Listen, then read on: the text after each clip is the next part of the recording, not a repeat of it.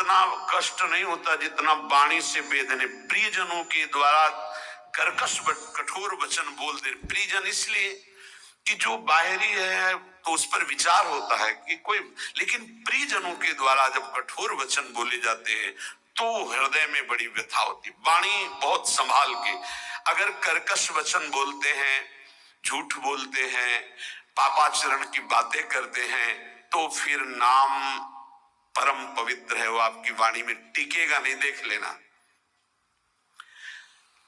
और कह रहे हैं यदि किसी महाभागवत को ऐसे कठोर शब्दों से बोल दिया जाए तो उसे वध के समान पाप लगता है। जैसे किसी की हत्या कर दे तो ऐसे वाणी से वध के समान पाप लगता है। कल एक उपासक आए थे, रो रहे थे, कह रहे थे कि हमें वैष्णव अपराध के द्वारा सब सर्वस्व नष्ट हो गया, बचा लीजिए। क्या हुआ? उनका पहले हमारी प्रबल श्रद्धा हुई तो सब कुछ छोड़ करके हम भजन में लगे, बहुत आनंद, शुभ प्रवाह सब होता था। फिर मन का कुसंग और कुसंग, कुछ बातें ऐसी हमारे मन ने संकल्प कराई, हमारा चिंतन बिगड़ गया, उनके प्रति दोष वृत्ति हो गई, सब नष्ट हो गया।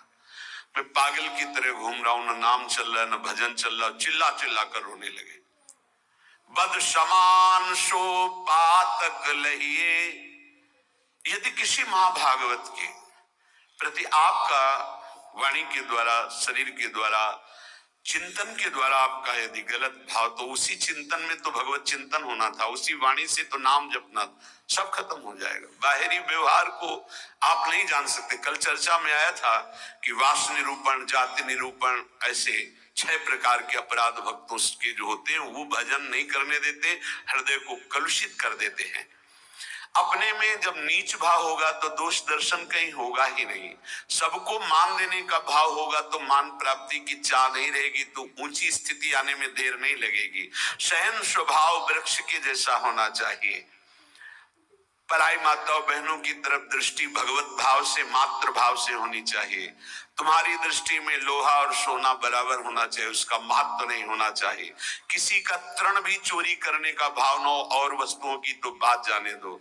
अपने हृदय में सदैव व्यवहार रखें। आत्मना प्रतिकूलानी परेशान न समाचार, जो तुम्हें अच्छा नहीं लगता वो दूसरे के साथ बर्ताव ना करे, तो तुम्हारे हृदय में जो नाम है वो अपना प्रभाव दिखाएगा। कई बार वर्णन किया गया है कि नाम ऐसे जपने का फल है गुरुमुख से प्राप्त होना। श्री नानक देव जी कह रहे, मन रे राम भगति चितु लाइए, गुरुमुख हुए नाम जपू हृदय, सहज से ती धरि जाइए। मन रे राम भगति चित लाइए। ऐ मन, जो सब में रमा है, कण कण में रमा है, उसमें अपने चित्त को जोड़िए और गुरुमुख होइए। गुरु की शरण में जाकर उनसे नाम लीजिए और इतना नाम जप कीजिए कि हृदय से नाम चलने लगे। भरम भेद भव कबहु न छूटसी, आवत जात न जानी, बिनु हरि नाम को मुकुति न पावसी, डूबी मरे बिनु पानी। नानक देव जी कह रहे, ये माया का भ्रम, इसके द्वारा प्रकट किया हुआ भेद, ये किसी और साधन से नहीं छूटता है। ये आवागमन चक्र से मुक्ति नहीं मिलती है। जो निरंतर नाम जपना स्वीकार कर लिया वही इस माया चक्र से मुक्त हो जाता है। नहीं तो बिना पानी के डूब के मर गए। माया ने बिना पानी के डुबा के मार दिया। बिनु हरि नाम को मुकुति न पावसी, डूबी मरे बिनु पानी। धंधा करत सगल पति खोवसी, भरम न मिटसी गंवारा, बिनु गुरु शब्द मुकुत नहीं कवही, अंधले धंधु पसारा। अकल निरंजन शिव मनु मानिया, मन ही ते मनु मुआ, अंतर बाहर जानिया नानक और न धुआ। कह रहे कि प्रयास तो तू कर रहा है सुख के लिए, लेकिन पूरी आयु गंवा दिया, कभी सुख नहीं मिला। खाली धंधा तुम्हारा चलता रहा, फल कुछ नहीं मिला। क्यों? बोले बिना गुरु के ये तुम्हारी दुर्दशा हो गई। यदि गुरु का वाणी जो शब्द है उसको पकड़ लिया होता तो तेरी अब तक मुक्ति हो गई होती।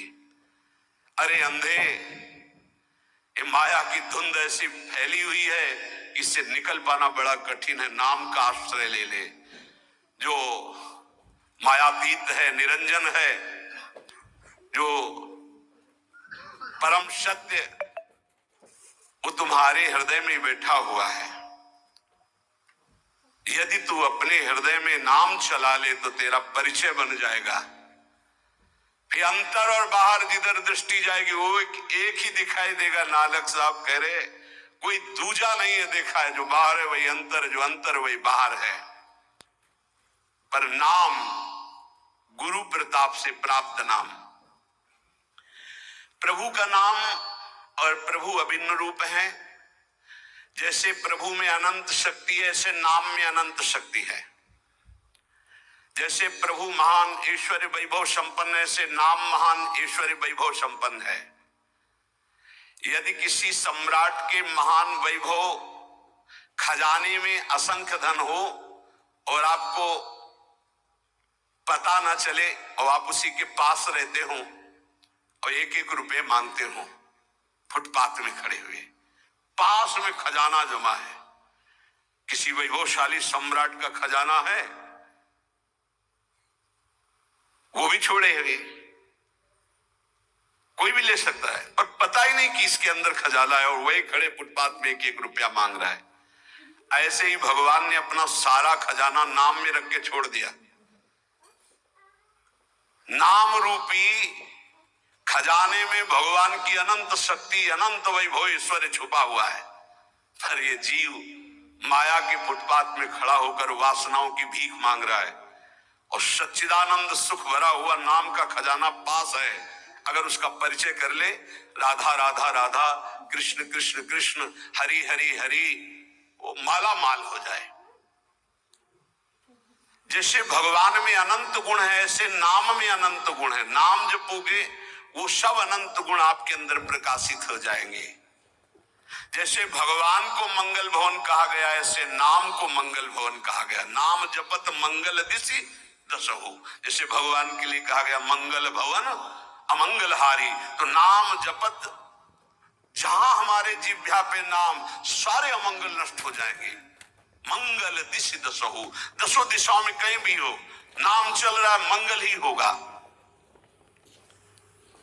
ये नाम